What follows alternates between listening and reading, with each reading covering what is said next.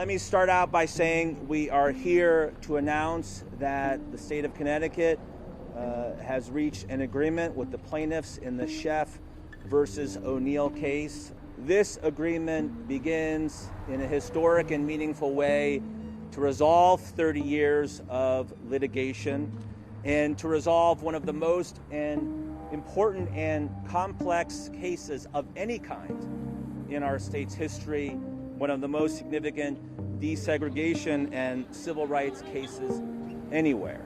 In the struggle for justice, we are accustomed to the fact that steps forward are accompanied by pushback, steps backwards. Today in this courtroom, we took a step forward. In Hartford, Connecticut, schools were segregated and racially isolated in violation of the Connecticut Constitution. The Connecticut Constitution had a whole article entitled Of Education, whereas the United States Constitution says not one word about education. The lawyers chose 10 families and requested that Milo and I serve as the named plaintiff. He was his mother's son. I mean, we were community activists together. He thought it was going to be like a Judge Judy episode, you know, go in, state your case, 30 minutes, get your ruling, it's done. I expected it to take a little longer, but not 3 decades. You can't overlook the fact that for 30 years, we've marginalized 3 generations of kids, and the fact that there are a lot of children who fell through the cracks with the unintended consequences of Sheff. The worst mistake the courts make when they decide these cases is when they remand the case back to the state, the defendant, to develop the remedial plan. That's like asking the foxes to guard the hen's coop, because all the fox wants to do is eat the hen.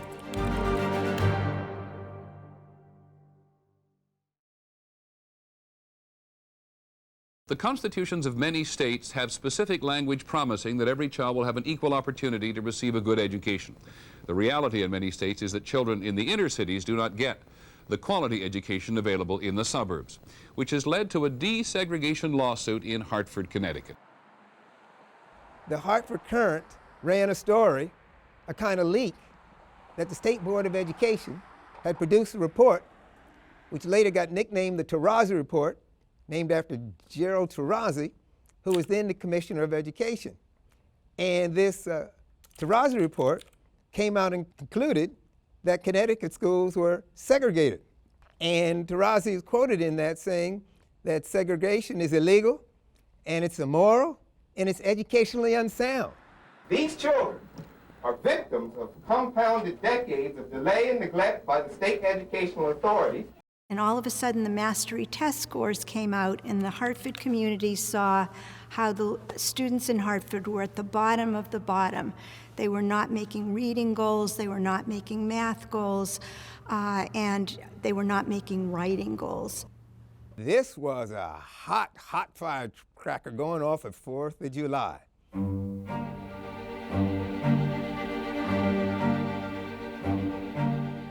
We went to a community meeting where a group of public interest lawyers had talked to the community about the condition of education for Hartford children.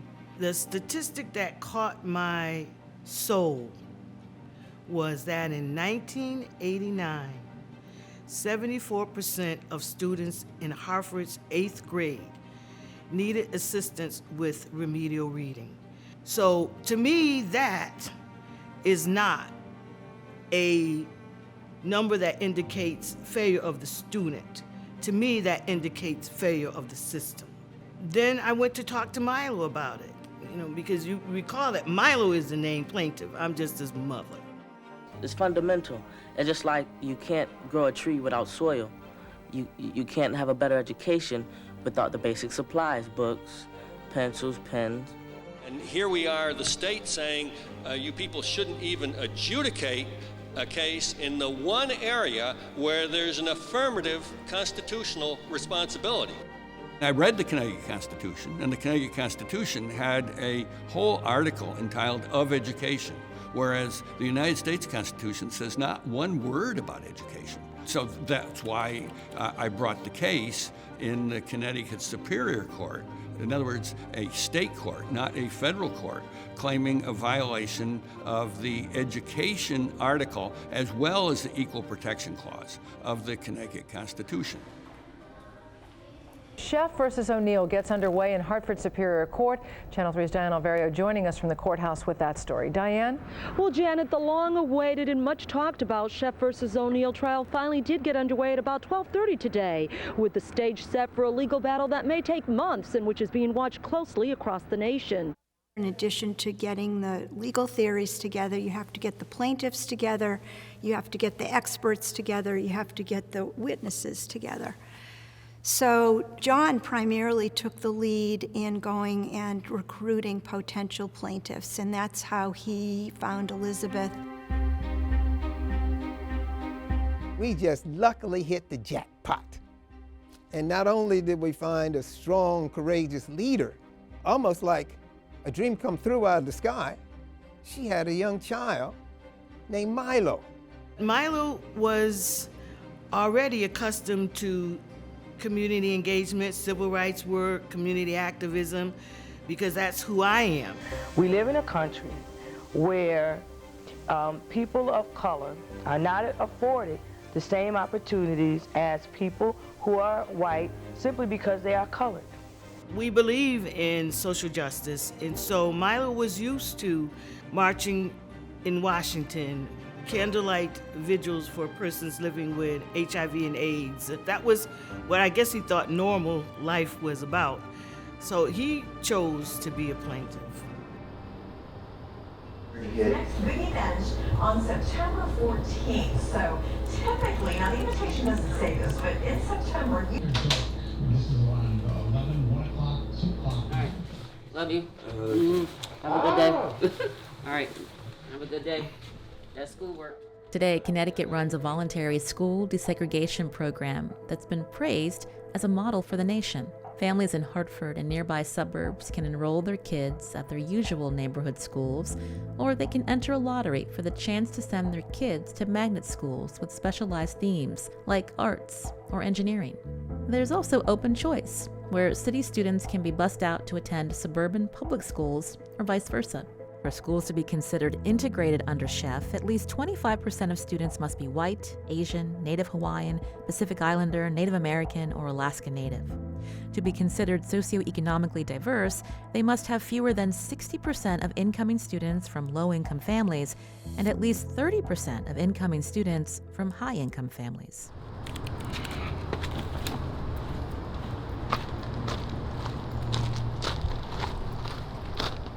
We walked down Farmington Avenue, and then it's like right there. It's on my bus stop on Asylum Avenue.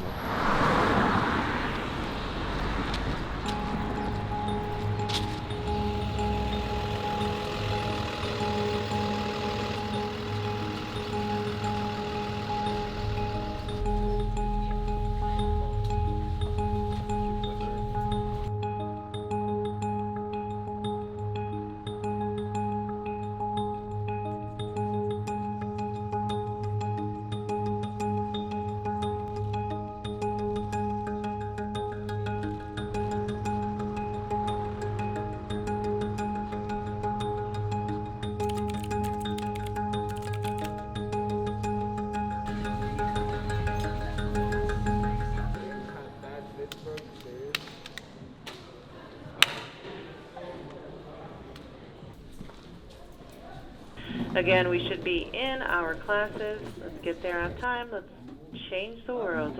As always, make it a great day. A lot of this stuff has been debunked, but it's those childhood experiences and those unconscious feelings that psychologists are still thinking about today. So this is an old theory, but this just kind of is an example of what Freud was talking about.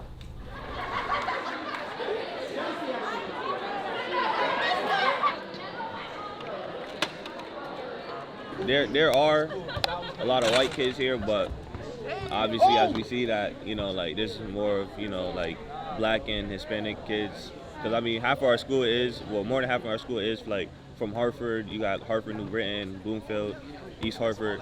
So I mean, this school kind of does like have a lot of more Black and Hispanic kids than white kids.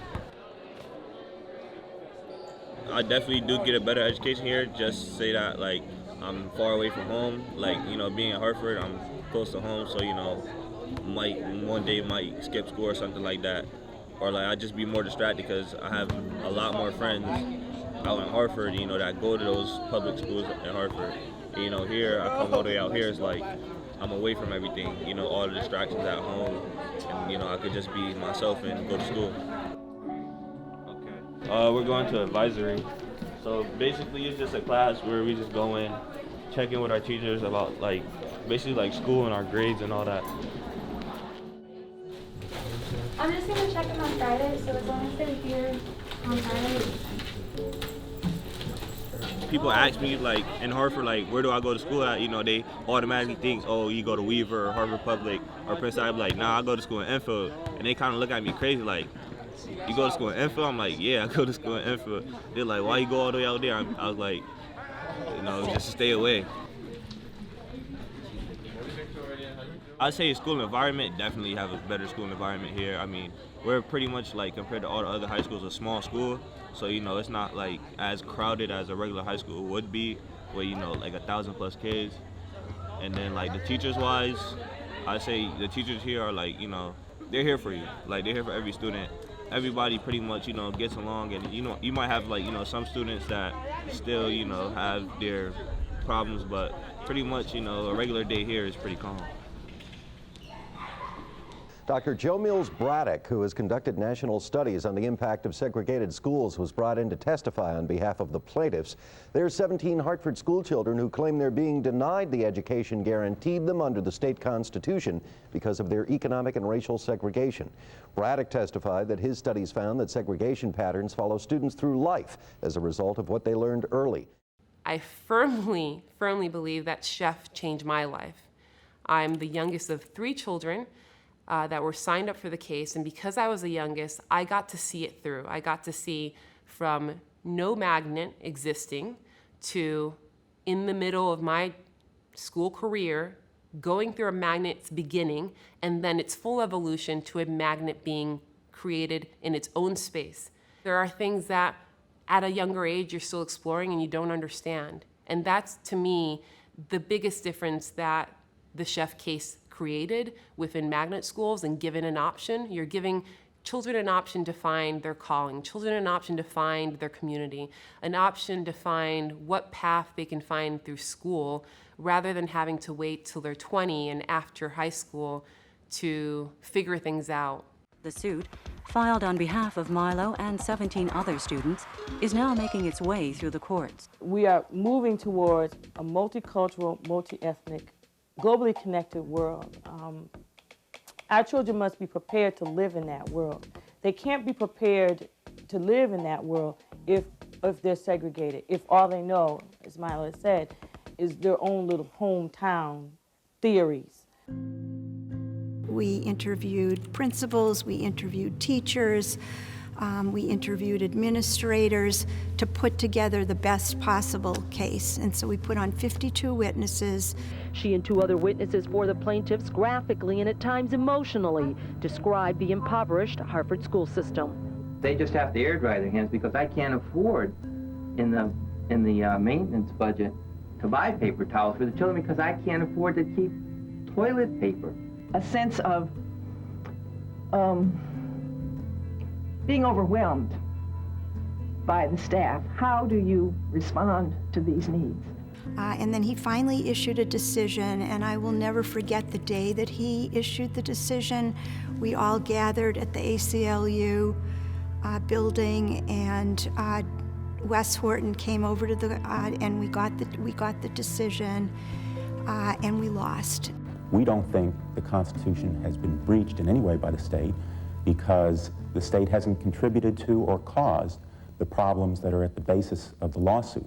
I sure remember, too, that after Judge Harry Hammer's decision, Attorney General Dick Blumenthal and Rowland popped popped a bottle of champagne and poured the glasses and toasted to their victory with the public press running. It had a tremendous detrimental effect on Milo. I just remember his face to this day, the day that we lost, because all of us had put so much energy, and more importantly, it was about the kids in Hartford, right? And they were still going to be subject to a poor performing, under-resourced educational opportunity. Everyone was quite surprised and frankly shocked that the trial judge ruled against us because all through the trial we had all sorts of preliminary motions, and it sounded as though he was very favorable to our case. There was no question that we were going to appeal after that. No. I was about to say, like, no. All right, guys, great meeting you guys. When's your next rehearsal? Next Thursday. Next Thursday? All right, I'll be here. Cool. Nina, you're the... It was my godmother that got me into the Open Choice program. I felt more along the lines of the conformity. I so desperately desired to fit in. I wanted friends. And I recognized that, okay, it's my differences that are separating us. I actually had Black friends who actually helped challenge me to take those AP classes, take those honor classes. It was actually my first friend here who was taking 3-4 different languages, and I did not even think that was possible. She challenged me to say, hey, pick up another language, and that was when I actually started taking French and Spanish. And she challenged me to not only be active, in sports, but also in student government, also in theater, in the arts. So I had friends who were Black who also helped me say, hey, there's a thing called Black excellence, and you're gonna learn, and we're gonna teach you. And that's how it started for me to say, okay, it's okay to be Black. It's okay for me to be educated. It's okay for me to, to be active. And it took me a while for me to get to that place.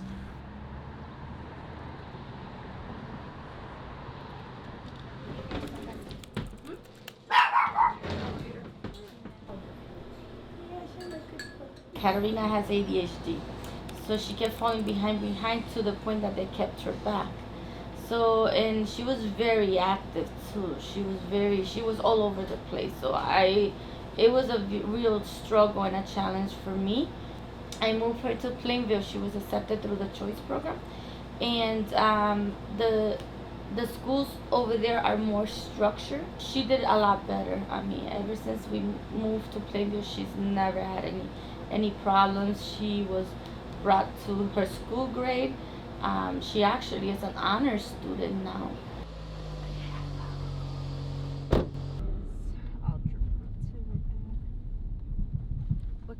Socially, like, I have friends and stuff like that. It's just, I don't feel like I fit in because, like, I come from Hartford, I'm Hispanic. Like, there is a decent amount of diversity here. It's not the best, but there still is diversity, but it still doesn't feel like I belong. I don't look Hispanic. A lot of people have told me this. I don't really look Hispanic. Like, I look more Italian. I just don't look Hispanic, so I don't experience it as much. But I do experience it, like the time the boy was like, you don't seem like the type to be in honors. And I was like, what's the type? Like, what's your type? And he's like, oh, I don't know. You just don't seem like, I'm like, no, like, you have a type in your head, so tell me what's the type. And the teacher, like, I told the teacher, and he didn't really seem to care. Like, he was like, oh, just ignore it. It just really made me mad. And I felt bad for him, too, because I'm like, you really gotta be really ignorant to think that. I don't seem like the type, you don't even know me.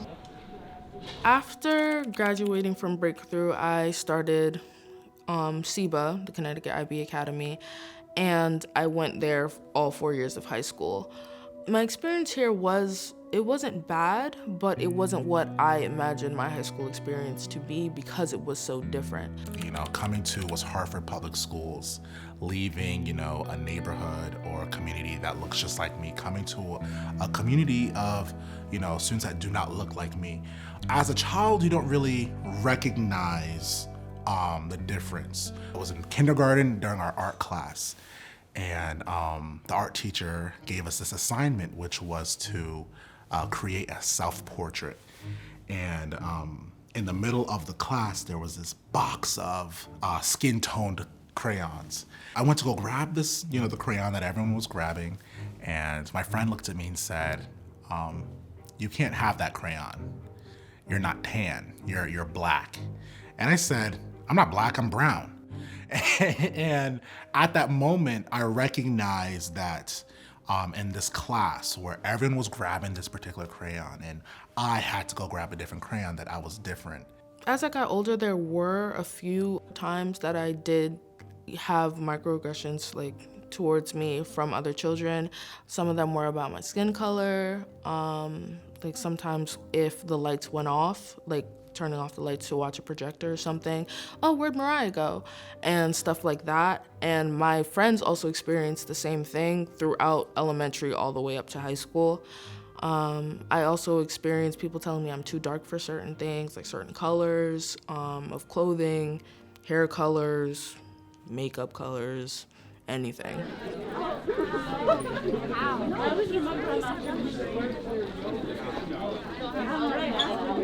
I'm always like, oh. On Thursday, but I want to give you guys the extra day to prepare, okay? Thank you. So what our quiz is going to be on, it's going to be on Vertex form, okay? So what we've been doing all last week, and then what we're going to start today, okay? We're going to start intercept form today. About what we just did. So you just don't put any Y value? Right, because I did not it's an sign X up for intercept. this. It's where the problem crosses the X.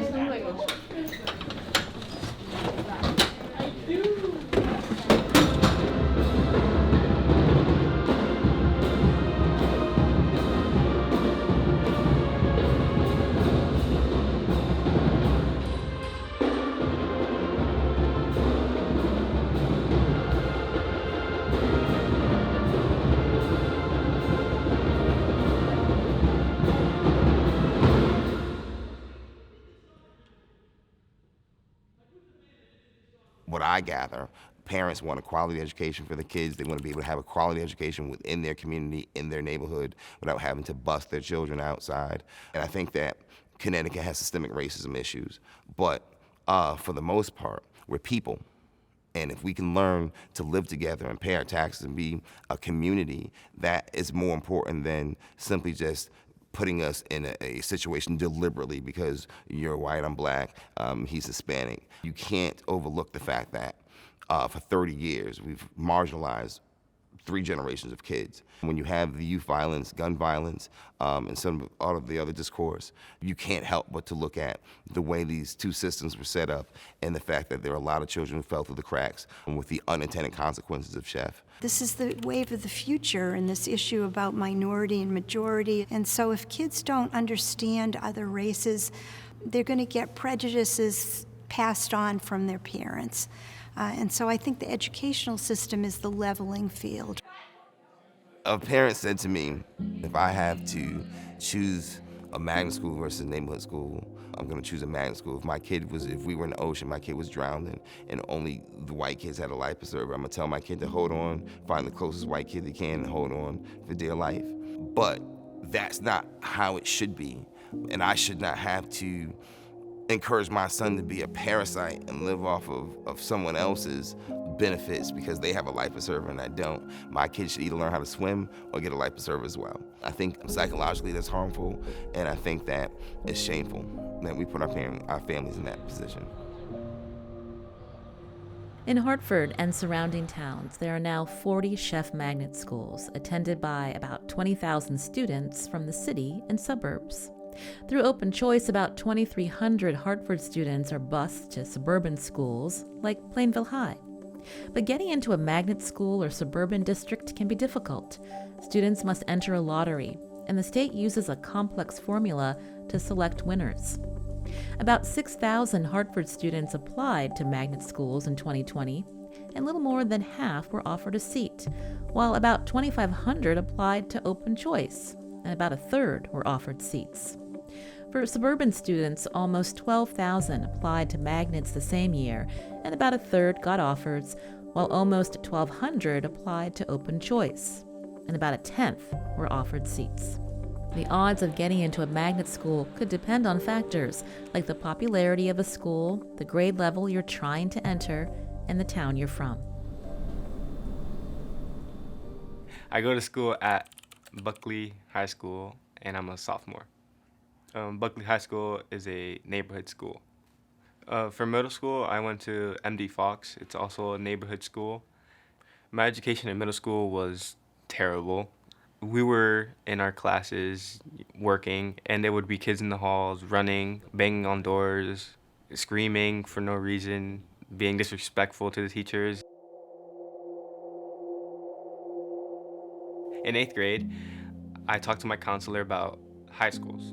There's these neighborhood schools, but there's also magnet schools that undergo the lottery, and she talked about the different magnet schools, and there was many possibilities, and the school was bigger, and I wanted to go to this magnet school because it was a very good school that would challenge me to do better, and the environment was way better than my middle school. But it's by chance and luck that you get into. I applied to 3 different magnet schools. They were all denied. Seeing the results made me feel very disappointed, but also devastated as well. My brother and I all applied at the same year, and the 3 of us could not get in. My mom didn't know what to do. She knew that we were really good students, but it was just luck, and I guess we were unlucky. There was 3 schools you could choose from if you couldn't get into any magnet schools: Buckley, Hartford High, and Weaver.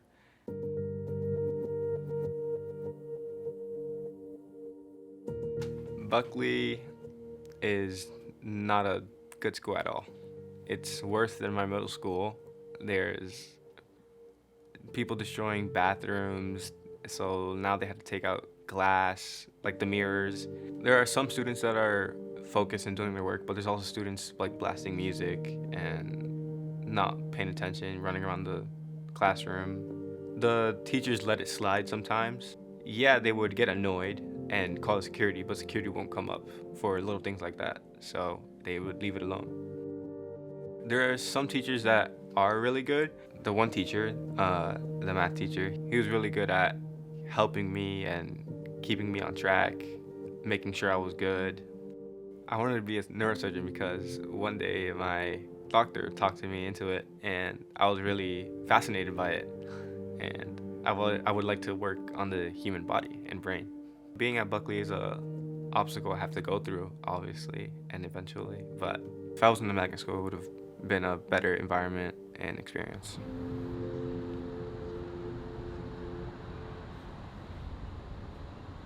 The case was lost, so we have to file appeal papers, and then we file our brief, and then the state files their brief, and then we file a reply brief, and everything was expedited. It went very fast. When we set out and made our appeal and brought it straight to the Connecticut Supreme Court. You never know what's going to happen when you bring a case to the Connecticut Supreme Court. All we could do was put on the best case that we knew how, given what we thought was tremendously compelling facts. The lawyers, judges, and journalists often would ask what my perspective was when it came to the quality of school, when it came to how diverse my school was, and my role was providing context, real world context to that shift in resources, the shift in diversity that was happening in my reality. So what happened is we come in here, into this room, and all 7 justices come out on the bench, and there's big crowds of people trying to get in. I got up there, and I think the only time I actually was not interrupted when I said, my name is Wesley Horton, and I represent the plaintiffs. One of the justices who was hostile to the my position immediately jumped on me and started asking a question. You know, is this about race? Is this about ethnicity? What is this about? I mean, we immediately jump into the weeds of the case. The point is, it was a free-for-all.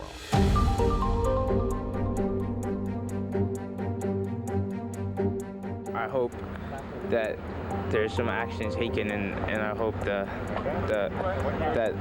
there's some integration. They're not getting the experience in dealing with all types of different children. I mean, if the Constitution says everyone is entitled to a free public education on an equal basis, then the state has to provide it. The state can't come up with an excuse saying why they aren't able to do it or why it isn't their fault. We packed every seat in the Connecticut Supreme Court, sitting right across the street from the Connecticut Capitol. We did huddle on the steps of the court, both going in as well as coming out. We didn't know how the court would decide, but we generally felt comfortable with what we had presented. And then the case was decided in July of 1996. It was a 4-3 decision written by Chief Justice Ellen Peters, ruling in our favor. We were all seated in the same room. One of our teammates went to the end to see what was the judgment. And he saw that the judgment was in favor of the plaintiff, and he yelled out some kind of favorable sign and noise and voice.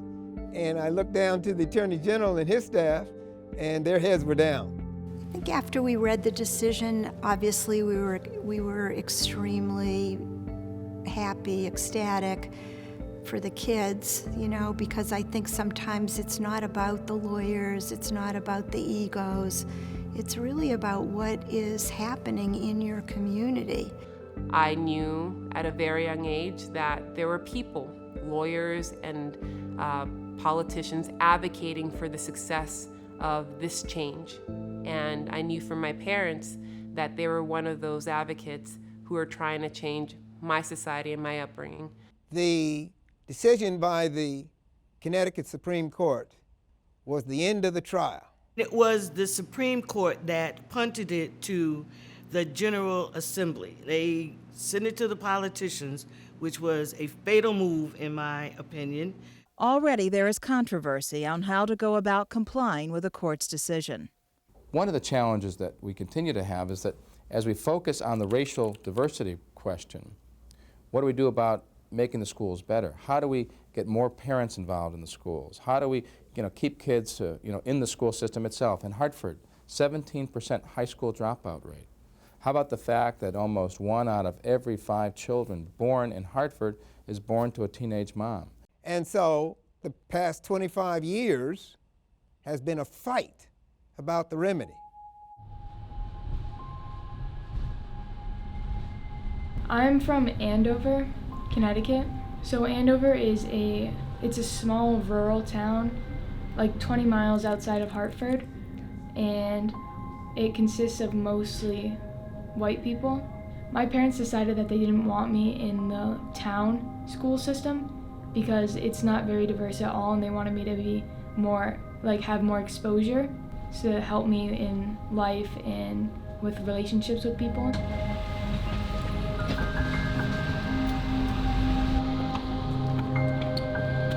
I think that that's a really good thing, and I'm grateful they did that. So it's good to know other people from different backgrounds and know people with different religions, backgrounds, ethnicities, races. This month is Hispanic Heritage Month, where we celebrate the variety of Latino cultures here at Classical, which include Puerto Rico, Dominican Republic, and a variety of countries in Central America and South America. Our teachers have some great activities planned for this month, but students, if you have any ideas, please share them with your teachers. We would love to have some school-wide events as well. Please stand for the Pledge of Allegiance. One nation, under God, indivisible, with liberty and justice for all. Thank you. Please have a seat. So we're going to read for 5 minutes, and then we're going to continue to work on our personal narrative drafts. So after the 5 minutes, I'm going to have you guys hop onto the draft that you guys were working on Friday, and we're going to continue to use some of the things that we discussed on Friday. So on average, there's about 3 to 4 other white kids in my classes. Being one of the only white kids in my classes doesn't really make me uncomfortable. I mean, I've known most of my classmates since middle school, and I'm friends with all of them. I have no issues with anyone within the school. I can see how it would make certain people uncomfortable just because there's not people similar to you. But I've a lot of my closest friends aren't white. I like getting along with like everyone. It's not an issue at all. Quintus is for the prosecution. He testifies against Salvius. So part of it's where you are too. So Janae's gonna come over and move over here, and you guys you can turn your chairs. Remember, just keep the 3 feet. And Michelle, if you want to move over, you can where Janae is. However, some of the kids who haven't had that opportunity and are coming straight from those rural towns that have not diverse schools at all, I guess it could be a little different. Maybe overwhelming, but it's not like it's an unsafe environment. The environment within the school is extremely safe, and it's like I don't see kids being like scared of each other or anything. You guys do, right? I don't know. In urban areas, there are ramifications of holistic needs that many of our children come to school with that have to be taken care of in addition to basic education. To me, Sheff versus O'Neill is not an educational issue. It's an issue of societal inequities, right? Because as long as there are children going to bed where their only lullabies are gunshots, you can't equalize that just by busing them to another area. Do you ever see anybody get shot? Yes. I never did. A lot of people died from overdose. I guess they grew up in this type of environment and they see that it's selling drugs, and that's the only way they know how to make money. For a parent coming into that situation, it's up to me to make sure that my child gets an education. Connecticut relies on local property taxes to fund schools more than nearly every state in the country. In communities like Hartford, where the state primarily builds public housing and 40% of housing is reserved for low-income residents, this means less money for schools. Wealthy suburban towns have more funding for their schools because of higher property taxes. While state funding aims to bridge the divide that results from segregation, studies have shown the state's formula falls short. Housing segregation is the #1 cause of school segregation. And the way to overcome the housing integration that contributes to school segregation is to have school assignment districts go beyond the neighborhood. For example, one thing we'd like to solve is housing discrimination. But the Connecticut Constitution talks about education. It doesn't talk about housing. So you deal with what the Constitution says. Every year, we in the negotiations bring up the symbiotic relationship between housing and education. And we put forth proposals, housing proposals, and every year the state takes them off the table. That's what I call Connecticut, up south. People think that all the bad stuff, all the racism and, the strife happens down south. Here in Connecticut, we have our own unique brand of racism, right? We do it more politely. Same effect. You see it in housing. If we could work on housing, we could organically produce integrated schools. But affordable housing in Connecticut and the zoning laws in Connecticut, you have towns that say you can't have multi-unit dwellings, that the lot has to be so big, right? Effectively crushing affordable housing and the opportunity for people of color to live outside of center cities. What if someone's skin looked like this and that's smoke? And like Hartford, like I felt like kind of abandoned, and also like the teachers weren't the nicest either. But education-wise, like I'm getting everything I need and more. Like I didn't come here knowing how to read and all that stuff like they taught me. Welcome back. When we left last, we were planning a lab, an investigation. Anybody remember what we were doing? What were we trying to investigate? Well, the school is more predominantly white, so I definitely have like a decent amount of white friends, but most of my friends I would say are Hispanic and Black and Asian, especially the ones from Hartford. The kids in Hartford, their parents and grandparents never really got an education or have very limited education. Some are pushed a lot since they want them to succeed. I believe in the word choice. And there are families who choose to pursue an integrated education setting for their children. And I think that that is the best setting to prepare our children to live in the real world. Some school districts like Berlin and Meriden seem to be receptive, but other school districts are less receptive. There are some communities where it's been very difficult to even broach the issue. And I think that is something that we need to continue to pursue. People here in Simsbury and other similar towns across the state are now waking up to the desegregation issue. The Sheff versus O'Neill case is forcing them to think about it. Let's first address the fact, is it educationally beneficial? Is it societally sound? Is it important to the national fabric of the country to have young people of any color, race, or creed work together?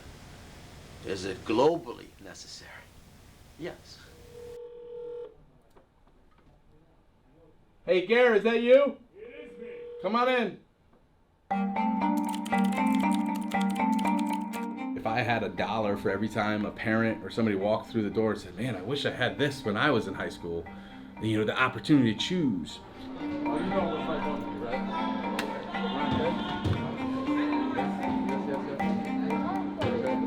Because we're all connected, we're all invested, and what I strive for my students is to know that they're loved and know that this is their home. All right, we're going to do the same thing for the rows. So highlight rows 1 through 8. During this class, like, we're going to do like real world stuff, like talk about like taxes, budgeting, and all that. So like this right here, I guess we're just starting off. So Mr. Dewey just have us doing a little fun activity. But as we get into the course, you know, we're actually like going to do our own tax returns. So like we're going to practice doing tax returns. We're going to talk about like budgeting our money. When you think of like students like Kion that you see, you know, or any of the students here, you know, they choose to get on a bus every day and come here and be their best selves. And when they walk across that graduation stage, if they know that they're loved and cared for and they have a place that they can call home, then we've done our job.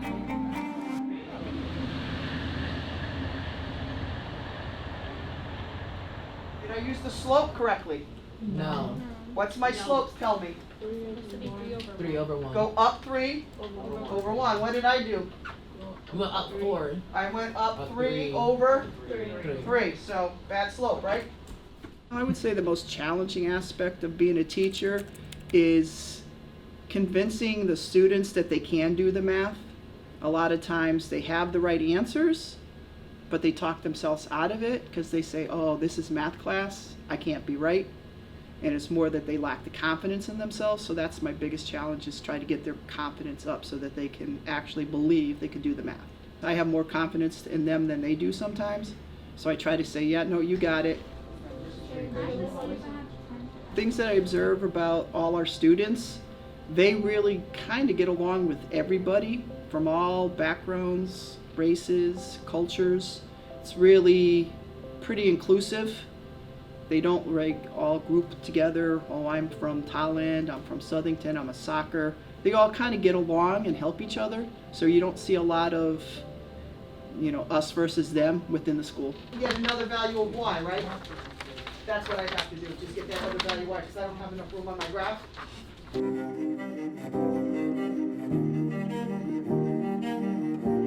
I would say on average in my classes or within the school, probably 20 to 25% of our students are white or identify as Caucasian. Sometimes it's harder for Hartford residents to get to magnet schools because they don't meet the right demographics. And sometimes for suburban families, they have way too many choices, so they don't know which way they want to go. It's a lot harder to attract suburban families. You have correct schools all over. You have magnet schools within each town. Even some of the towns are making their own magnet schools so they can keep their own students. So it's gotten harder for students to actually come to magnet schools because there's way too many shiny new buildings for families to choose from.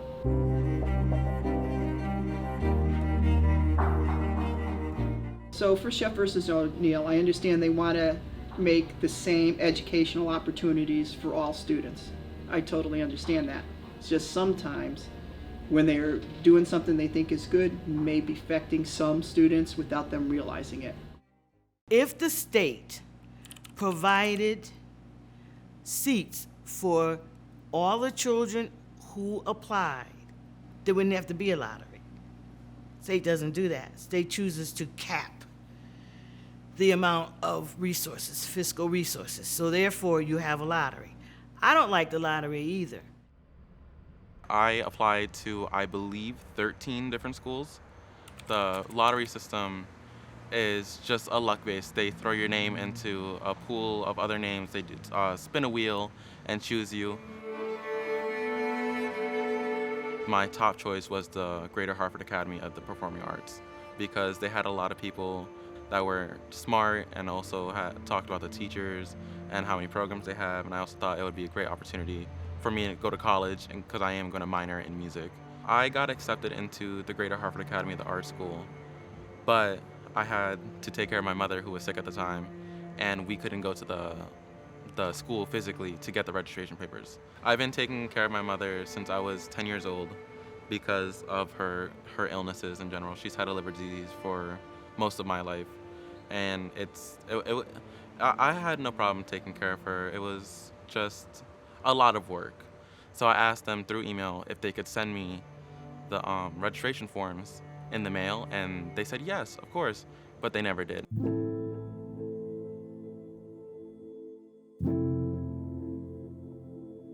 And then all of a sudden I get a call saying, "Dear Buckley High School students, come pick up your backpacks, school uniforms." And I was like, I don't go to Buckley, I go to this school. I did try to reapply for the art school in my freshman year, but I didn't win the lottery that year. So after that, I could not apply anymore because after freshman year, we can't apply for that school specifically. I checked into that. I was just very surprised and I was very angry at the time. I was angry because I applied myself into all my classes that I really wanted to get into so I can get into that school and have the matching credentials that I needed. But it was just, I felt like I wasted my time for something that I really wanted and I didn't get to do it. When I was in 9th grade in Buckley, my mom unfortunately passed away from a liver disease and I had to deal with that. I missed a lot of school and I just stopped showing up, stopped doing my classwork. I gave up, but then I thought about it because my mom always wanted me to finish school. I had a lot of motivation to go back to school, keep going, and I feel as if Buckley made it easier because I had more friends there and I had a bunch of teachers that supported me, a bunch of counselors. I would say that the misconceptions people have about our schools is that everyone's violent, everyone's just trying to have an argument, everyone doesn't want to do their work, when in reality we're all just trying to get past high school. We're trying to get through our own things. We have our own things that we're dealing with. And yes, those things happen, but not like the way that people say. They think that happens every day. It really doesn't.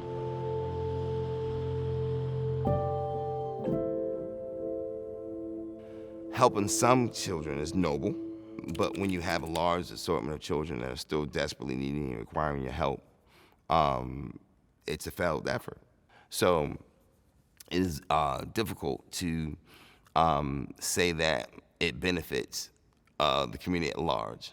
And I don't think it's designed to do that. It's designed to be excuse the pun, but sort of like a peacock. Here's what we're doing. We're doing these noble things. We're integrating. We're living Dr. King's dream, but we're not really facilitating the full dream, And so, that's all we're addressing. If 1,000 children want to go, fund 1,000.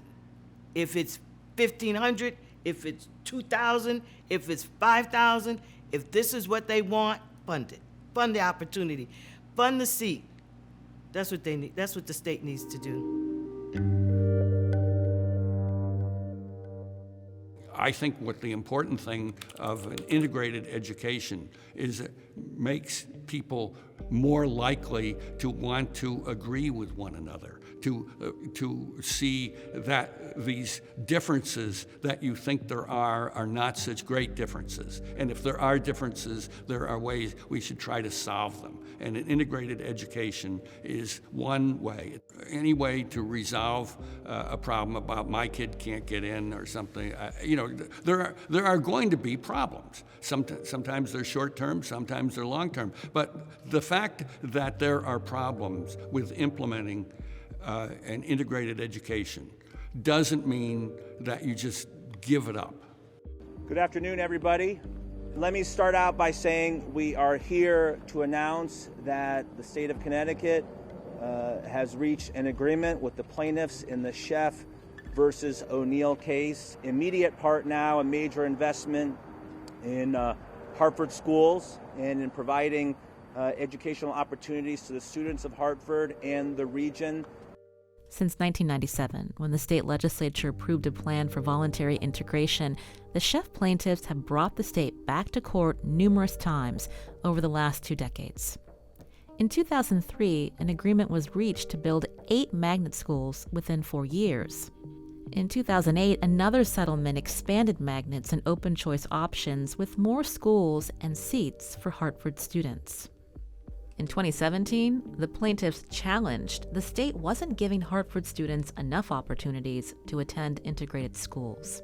The agreement in January of 2020 added 1,300 new seats in magnet schools. It also revamped the lottery system to be based on socioeconomic status and required the state to develop a long-term plan to ensure any child who wants to go to school in an integrated setting will be able to do so. It was a milestone settlement. For the first time in the history of Sheff, not only did the governor come to the settlement conference. You guys gave us a kick in the back of our pants there, and we needed that 30 years ago. We had to wake up. Our kids were falling behind. We're not getting their fair shot in education. We're going to be opening up more seats in terms of our magnet schools. The best part of that settlement is the fact that the state and the plaintiffs agreed to work on a sustainability plan, one that would ensure continuation of the schools no matter what. So that's what I'm looking for. Honestly, I asked Milo to come today. He declined. Milo is here still in the state and trying to be not Milo Sheff, if you know what I mean. He's trying to be Milo. It has not been easy for him. I believe that when we lost in the lower court, I saw his childhood dissipate right in front of me, because he was certain that we had put on a case that brought justice, and when that justice wasn't realized then, it took away something from him. But we went on to the state Supreme Court and we won, but he's still not quite back from that. Still not quite back from that. I am not a Titanic person, right? I'm not the kind of person to say, well, if we can't save them all, let them all drown, right? We have helped thousands of children. We have provided opportunity for thousands of children. And so like my mother would say, if I can help just one somebody, I've done my job, right? So we've helped 1,000 somebodies. Half full, half empty. I think the glass is full, we just need a bigger glass.